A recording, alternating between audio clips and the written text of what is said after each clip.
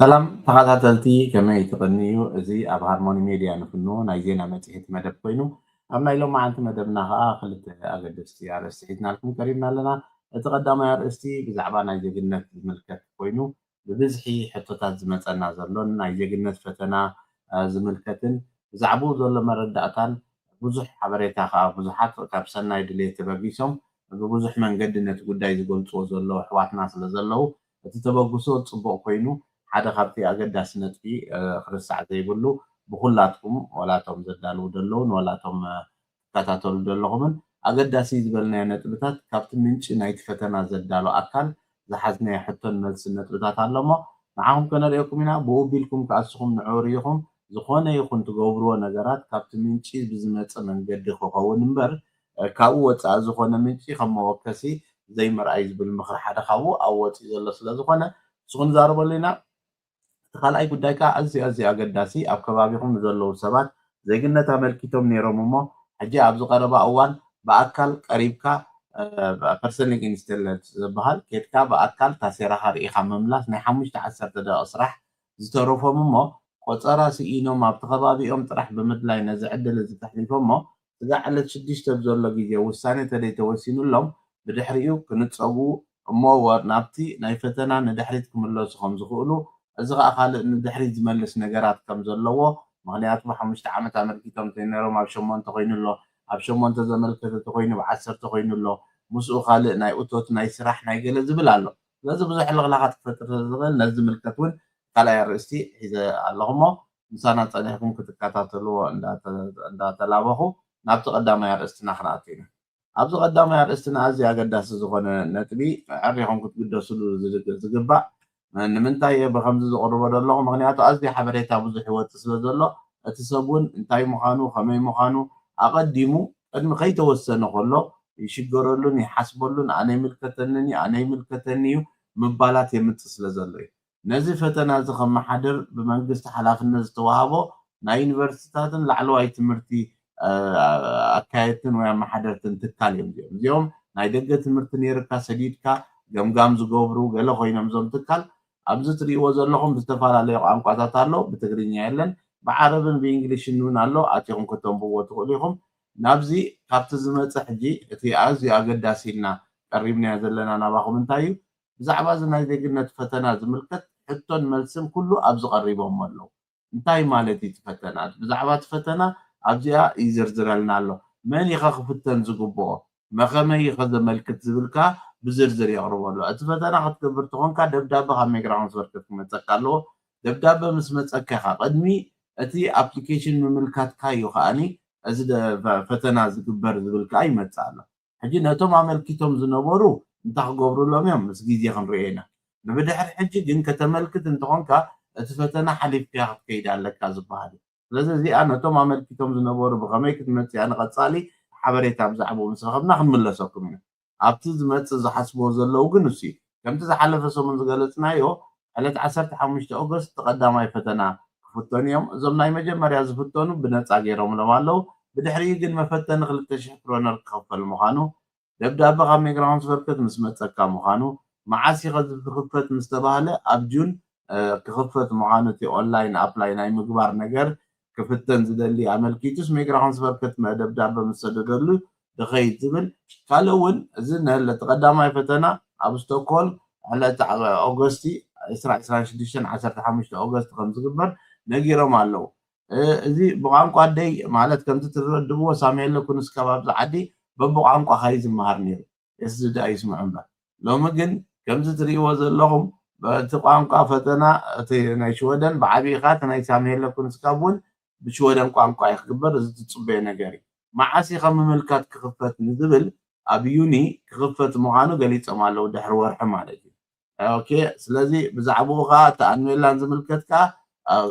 ዩኒ ምስ ተኸፍተ እንታይ ከም ትገብር ኣብዚ ዝገለፅዎ ኣሎ ንኩለን ነዘን ድብለኩም ዘለኹ ሓደ ብሓደ ናብዚ እንዳኸድኩም ካብቲ ምንጪ እንዳሰማዕኩም መዓስ ይምልከት ብኸመይ ኢኸ ዘመልክት ዝብል ነህለ ንዕኡ እውን ገሊፆም ኣለዉ ብኸመይ ከመይ እንታይ ጌርካ ከም ትመልክት ስለዚ ናብዚ ዘምፃኩም ዘለኹ እቲ ሊንክ እውን ኣብ ታሕቲ ክገብረልኩም እየ ኩለንተን መዓልታዊ ተሓትወን ዘለኹም ሕቶታት መልሰን ኣብዚኣ ስለ ዘለዋ بيمثلن بيخونن كيتسمعكم كافت منش كل شع كما هارموني ميديا نبلوكم أبزنتايو كم منش نايت حبريتا خكيتكم توقصو أبجيجا خيتور مخنيات حدا زغورو غيركم أسو تتغاغي مسو جيجا مخاد لك عيكونا أوكي أزي نمنتاي أنا بعلي كملك ديكلنا وزبل أزي كتملك تخيل دبداب خم ميكروفون زبركت انت متسيكات رحيم عند حدا وسن زخونه بوتاتات ስለዘሎ ነቶም ሰባት ክፍተኑ ዝኽእሉ እሳቶም ይሰድሎም ደብዳቤ እሱ ምስ መፀካ ኢኻ እንታይ ዓይነት ማለት ምስ ኩነታትካ ዘጠዓዓም ነገር ተኽገብረልካ ክብሉ ከምዚ ንኣብነት ሽርኩርቲ ተኮይኑ ቋንቋ ደይ ትመለኽ ትኾንካ እዚ ግዜ ዘናውሐልካ ከምኡ ኣሎ ዲ ዝብል ምስ ግዜ ክግለፅ እዩ ሽዑ እዚ ክንገልፆ ኢና ብሉ ኣለዉ እዚ ወግዓዊ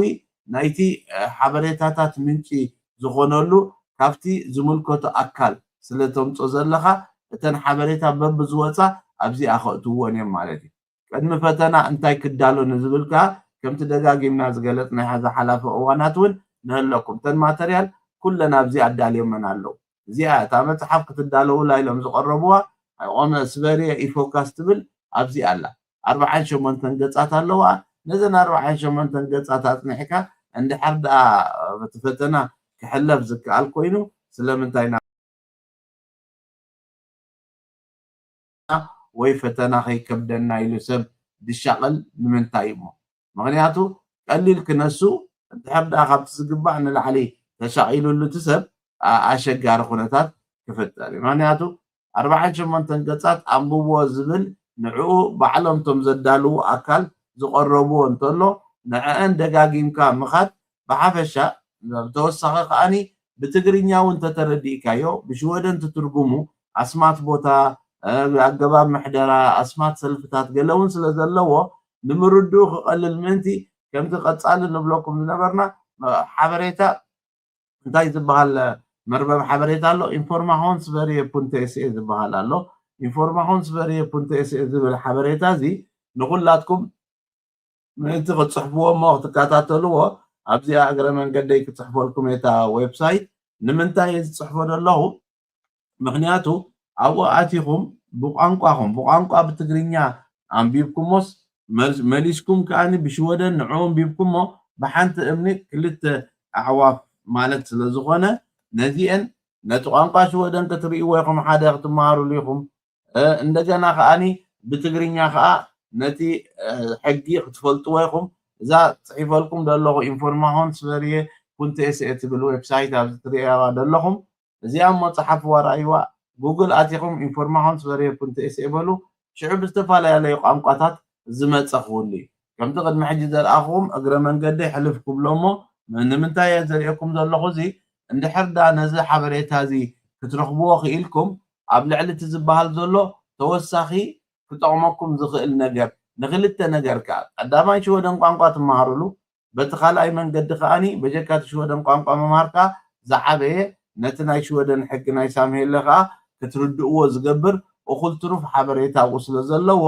ነዚ ዘርእየኩም ዘለኹ እዚ ረኣይዎ እሞ ኢንፎርማሽንስ ቨሪየ ፑንት ኤስኤ ዝኣቲኹም ፍቓድ ኣለኒ መንበር እንተልካ ኣብዚ ንዕኡ ዝምልከት ብምንታይ ቋንቋ ትደልዮ ይብለካ ብትግርኛ እንተልካዮ ብምሉእ እቲ ዌብሳይት ብትግርኛ ናለ ኣነ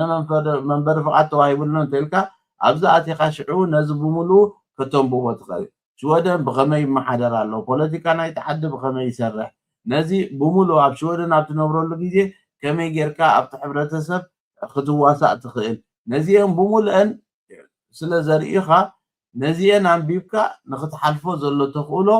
ልዑል እዩ ብዛዕባ ሽወደን ዝብል ተሪኢኹሞ መፅሓፍ ሙሉእ ኣሎ እዚ መላለይ ሕብረተሰብ ናብ ሽወደን ምምፃእ ኣብ ሽወደን ምንባር መሰላትን ግቡኣትን ኣብ ሽወደን ርእስኻ እዚ ኩሉ ትርእይዎ ዘለኹም እቲ ክመፅእ ዝኽእል ፈተናታት ኣብኡ እዩ ዘሎ እሞ ብቋንቋኻ ከዓ ከፊትካዮሲ ኣብ ሽወደን ምንባር ኣብ ሽወደን ርእስኻ መሰላትን ግቡኣትን ተይሉስ እዚ ረኣይዎ ብምሉእ መሰል ቆልዑ መሰል ዓበይቲ ናይ ኩሉ መሰላት ኣብዚኣ ንህለኸ መረኒ መፅሓፍ እውን ኣሎ ብዛዕባ ሽወደን ዝብል ኦኬ እሱ ኣትሊስት ነቲ መፅሓፍ እውን ከተንብብዎ ትኽእሉ ኢኹም እንታይ ክጠቕመኩም እዩ ብቋንቋኹም ነዚ ተንብብዎ ምሽ ተመሊስኩም ሽዑ ካልእ ቋንቋ ትብሉ ሽወደን በልዎ ንዕአን ከዓ ተመሊስኩም በብገፀን ከማን ብሽወደን ተንብብዎን ኣየኖት ቃላት ተማሂርኩም ካብአን ኣየኖት ቃላት የንተን ክትፈልጥዎን ዘለኩም እውን እንዳፈለጥኩሞ ትኸዱ بو بيلكا ندقلل لكم يخيد مالك زي اخ نقبر نتخيلنا ذا الشغل نقر كل يوم ولون مالك نايفتنا بعبي جن اتمربا حبريتاون قبلين كنقبر لكم هنا كاو خطري ويهم اقداس ስለዝኾነ እሳ كل شع موكسي تقوروا تا نايتي ፈተና ዘዳሉ ኣካሉን 48 ገጻት ዘለዋ እሳውን ክንሰደልኩም ንኽእሊና ኢሜይልኩም ተጽሒፍኩምልና ኣብዚ ኢሜይል ኣብ ታሕቲ ትሪእዎ ዘለኹም ናይ ጌርናልኩም ዘለና ናውን ተሰዲድኩምልና እቲ ወል ከተውፅዎ ዘይከኣልኩም ባዕልኹም ኣብ ኢሜይልኩም ክመፀኩም ንትደልይዎ እምበር ቀሊል ኢኻው ኸይድካ ዳውንሎድ ምግባር ጥራሕ እዩ እቲ ሊንክ ክትረኽቦ ዘይከኣልኩም ሰባት ግን ክንሰደልኩም ንኽእል ኢና ንስኹም ብዎ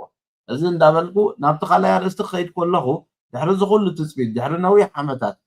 ደብዳቤ ተሰዲድካ በኣካል ቀሪብካ ናብ ከምዚ ግበር ዝብል ሓበሬታ መፂኩም ከምኡ ከይገበርኩም ትተርፉ ዘለኹም ሰባት እቲ ግዜ ይኸይድ ስለ ዘሎ ዕለት 6 ወርሒ 6 ተኣኺሉ ብድሕሪኡ ኩሉ እቲ ሕግታት በቲ